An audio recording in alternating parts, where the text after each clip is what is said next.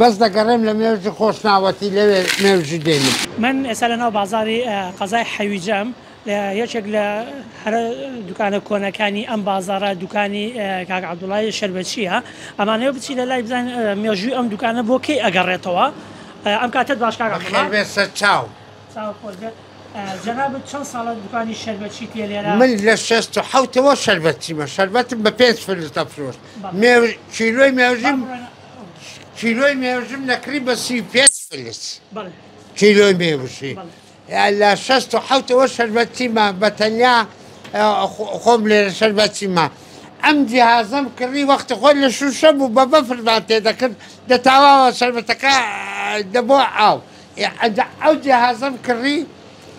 جیهازەم کڕی بە 101 دینار 101 دینار عینێ پارە بوو.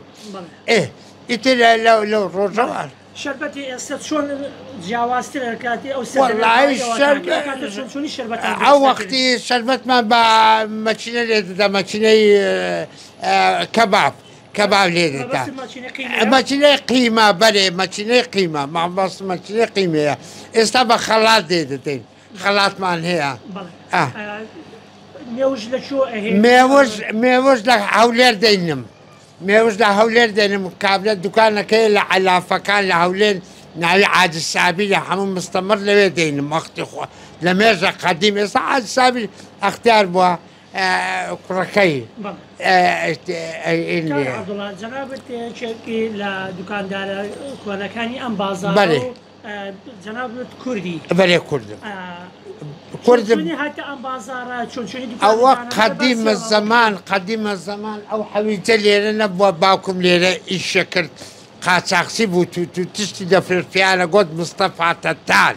ئەمە خۆمان ئەسلمە خەرچی ڕانەیە باپیرەمان ناباوکم لە هەشتەکان خەرچی ئەسلمان خەرچی وەڵا دەرێن گولەچی ئەم نازەم ئەو ببیرە من نییە دێن خەرچی گولەچینە ئێستا کردە دەچیت بۆیێ ئێمە لە دوای سەردەمی و کاتێوە دەسەڵاتی داعش دەسەڵاتی سپان بەسەر قەزای حەویجە جەنابەت هەلێرە مایتەوە یان ڕۆشتم کە داعش هات ئیتر وەزعەن تێکچوو چوومە هەولێر لە هەولێر خانووم هەیە لەوێن دەرێ بوو لەوێن دێ لە هەولێر جێگیر بوو هەتا سوپا هاتەوە لەگە سوپای گەیشت بە ئێرە کاتیەوە ئێرە هەموو خراپە بوو ئەولا تارە و چلەی دابوو.